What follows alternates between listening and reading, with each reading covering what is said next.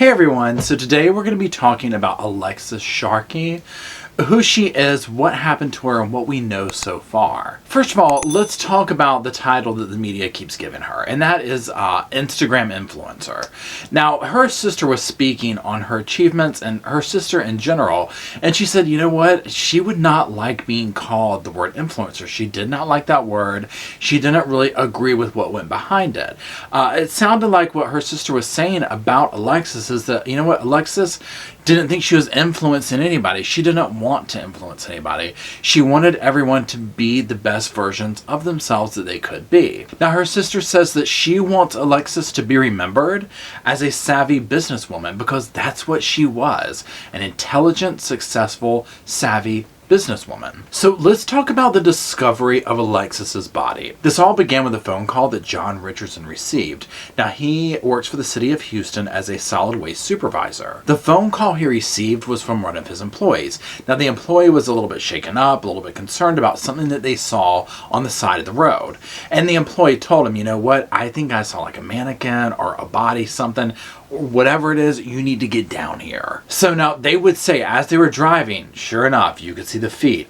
Her body was just like right there on the side of the road. It was like nobody really tried to hide it or anything. Now they would say, yeah, you know what, we were going, and then all of a sudden you could see the feet, and yeah, there's Alexis. You know, she is naked, no clothes on, and no longer with us. Now this discovery took place around 8:30 a.m. on Saturday at 1000 Red Hall Lane. Now this location of her body was only like 3 miles away from where Alexis and her husband Tom lived. So when the workers saw this and they confirmed this, obviously they called 911. Now another thing that is very interesting, and yes, right now at the time of this recording, we're still waiting to hear, like, you know, what the autopsy says and things of that nature, but her body doesn't show any visible signs of distress, which I think is very telling, especially for some of the stuff that we've learned that it sounds like might have been going on.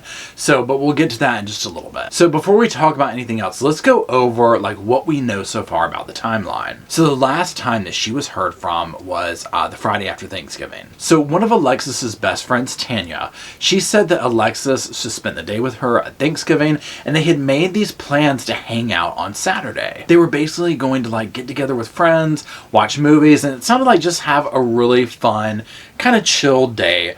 That kind of vibe that you have going after you eat lots of food and you just want to be with friends, family, and relax. So now the friend said, you know what, the last time we talked was around like 6 p.m. on Friday. Obviously she, you know, did Instagram, she did other social media.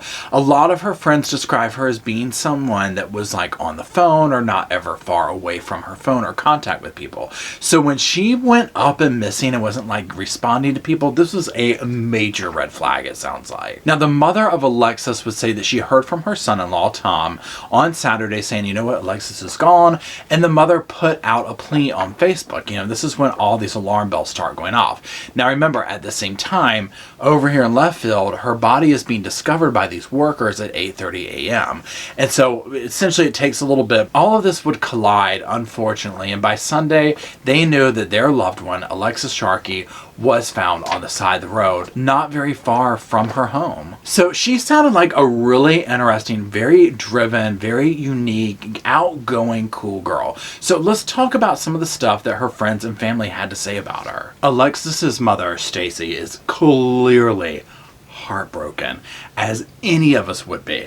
Now, she described Alexis as like a ray of light to be around. She said that the last time she talked with Alexis, they were planning on Christmas in Pennsylvania.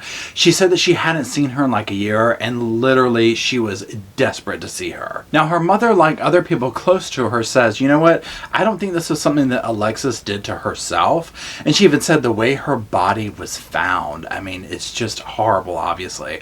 But she was like, that's just not something Alexis would do to herself, whatever that means. Now, she also said, you know what, yeah, I think somebody did this to her. I think it's intentional. But on the same note, like other people involved in this, she's letting the police do their thing. She doesn't want to, you know, mess anything up, say, I think this person did it or did it, any of that. You know, which is good because this case is so fresh And there's a lot of different stuff going on with it, so I commend her with that. And obviously my heart goes out to her. I mean, it's such a horrible loss and in such a tragic way. Now her sister Toby, she's the one who said, you know what, she needs to be remembered as a smart, savvy businesswoman. You know, she didn't like the word influencer. She said that a lot of people looked up to her sister, and she too described her as just having this really super positive energy about her. And she said, just like, you know, everyone else that seems to know her, I don't know who could have done this to her. Now, another one of her friends, Brittany, who met through the company Monet, and this is the company that Alexis worked for. They sold like all natural hair products and beauty products, things of that nature. Her friend said, you know what, she was a natural, and that she worked her way up to executive director. And she just spoke so highly of her. And again, you just see this pattern. You know, she just seems like such an amazing young lady. And you can see this in her pictures, obviously, like her Instagram stuff. You know, she just has this radiant light. Now, some other friends had other things to say about the situation. And one of them said, you know what, I was on a trip with her, and she confided in me that she was scared for her life. Now, when the friends were questioning, you know, okay, who, what was going on? Who was she afraid of? The friends wouldn't say anything. And again, you know, they're wanting this investigation to play out. They're not wanting to hamper any of it. And I think that's excellent. So let's talk about Alexis's husband, Tom. Now, Tom and Alexis have been married for almost like a year. She moved to West Texas. She met him. They moved to Houston. And, you know, one account says they had this great relationship. Other friends say, no, it wasn't so great. Tom says, you know, no, that's not the case. We don't know at this point. You know, we won't know until more evidence comes out. Obviously, when stuff like this happens, everyone's like, oh my God, it's the husband, it's this and that. And again, with this case in particular, it's so fresh. So again, we're going to have to sit back and wait to see what comes out, what the detectives are saying, and, you know, what this autopsy says. I think that's going to speak volumes. But let's look at some of the stuff that Tom has been saying. Now, on Tom's Facebook post, you know, when this all came out, you know, he did a post on there. He said, my world, my everything, I'm so lost right now. My one and only. Now, in interviews he's done, he said, you know what, I'm totally cooperating with the police.